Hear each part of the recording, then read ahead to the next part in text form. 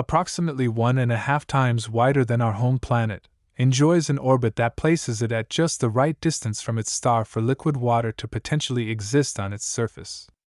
The planet is named TOI 715b, and it's about 1.55 Earth's radius and is inside the star's habitable zone. There's also another planetary candidate in the system. It's Earth-sized, and if it's confirmed, it will be the smallest habitable zone planet TESS has discovered so far. TOI 715 is an average red dwarf. It's about 1/4 the mass and about 1/4 the radius of our Sun. TOI 715b is close to the star, and its tight orbit takes only 19 days to complete one trip around the dwarf star. Since red dwarfs are much dimmer than the Sun, this puts the super-Earth in the star's conservative habitable zone. New research published in the monthly notices of the Royal Astronomical Society presents the discovery. It's titled, "A 1.55 Earth radius habitable zone planet hosted by TOI 715, an M-dwarf star near the ecliptic South Pole." The lead author is Georgina Dransfield, from the School of Physics and Astronomy at the University of Birmingham. The habitable zone is a rather crude way to identify planets that may have liquid water. Its boundaries are unclear and even contradictory since stellar spectral type, planetary albedo, mass, and even how cloudy its atmosphere is can determine if a planet has liquid water. The idea of a conservative habitable zone, CHZ, is more helpful. It comes from a 2014 paper by Copperopo et al. It's a region around a star where a rocky planet receives between 0.42 and 0.842 as much solar insolation as Earth does. Any rocky planet receiving that much energy is in the CHZ, regardless of distance. Discovering a super-Earth in a star's CHZ is always exciting. It fuels our sense of wonder about other planets, and the possibility that some may harbor other life. For that reason, they're more intriguing than planets like hot Jupiters, for instance, which have zero possibility of hosting liquid water or life. Not even the hardiest extremophiles can survive a hot Jupiter's wicked environment. But this discovery is also exciting for a couple of other reasons. Now that we've discovered thousands of exoplanets, astronomers are seeing trends in the population. One of the things they noticed is a gap in the small planet population between 1.5 and 2 Earth radii. It's known as the small planet radius gap or the sub-Neptune radius gap, also called the Fulton gap and the photoevaporation valley. At 1.55 Earth radii, TOI 715b is inside the gap. It's extremely unlikely that no planets form in this radius gap. Planets must start out larger and lose mass to end up in the gap. So, the Fulton gap tells us something about how some planets lose mass. Astronomers think that planets in the gap start out larger, but their stars strip away some of their mass by photoevaporation, shrinking them. That's why it's sometimes called the photoevaporation valley. There's a lot of uncertainty around the valley and photoevaporation, and astronomers want to study planets in the valley to see what they can learn. The importance of the radius valley lies in its potential to teach us about planetary formation and post-formation evolution, and hence, planets inside this gap are crucial in furthering our understanding of the factors that sculpt it. The authors explain. There's some uncertainty if this radius gap exists around M-dwarfs or not.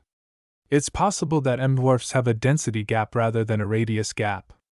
A recent study by Luque and Pal, 2022, however, indicates that M-dwarf planets may have a density gap rather than a radius gap separating two populations of small planets, rocky and water worlds. The authors write. Whether it's a radius gap or a density gap, TOI 715b should have something to tell us about exoplanets, photoevaporation, and the nature of exoplanet distribution around red dwarfs. But to discover what it has to tell us requires further, detailed observations. That's the second reason why this super-Earth is so intriguing. Ever since we started finding exoplanets, scientists have looked forward to the day when the James Webb Space Telescope is operational. At long last, the era of JWST has arrived, and with it, the age of detailed exoplanetary atmospheric characterization. The authors write in their paper. The JWST has the ability to observe the spectra of exoplanet atmospheres and determine their constituents. But even though the JWST is enormously powerful, some targets present better opportunities for transmission spectroscopy than others. TOI 715b is a prime target because it's close to its star. Since TOI 715 is a small red dwarf, and the planet orbits it every 19 days, the exoplanet's transits in front of its star are deeper and more frequent. That means the JWST doesn't need much time to observe the planet's atmosphere, making it an efficient use of the Space Telescope's time.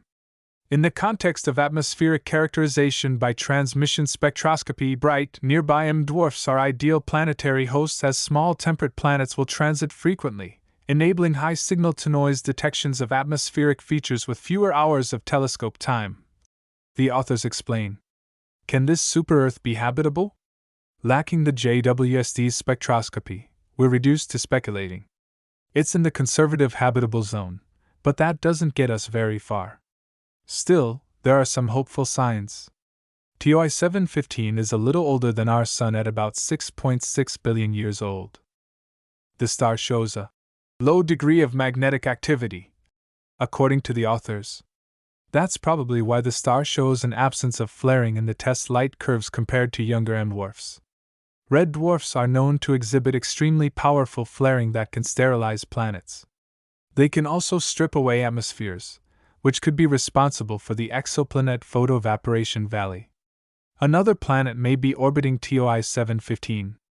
It's currently only a candidate named TIC 271,971,130.02, but if confirmed, it will be the smallest habitable zone planet TESS has ever found. But follow-up observations are needed to confirm it.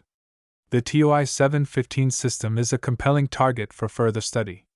TOI 715b is waiting its turn, but eventually, the JWST will examine its atmosphere. If those results support habitability, astronomers' excitement will only grow. At the same time, we may learn more about the radius or density gap, an obstacle to a more thorough understanding of exoplanets. Add in the fact that the star may host another habitable zone planet, the smallest one found yet by TESS, and the TOI 715 system becomes even more important.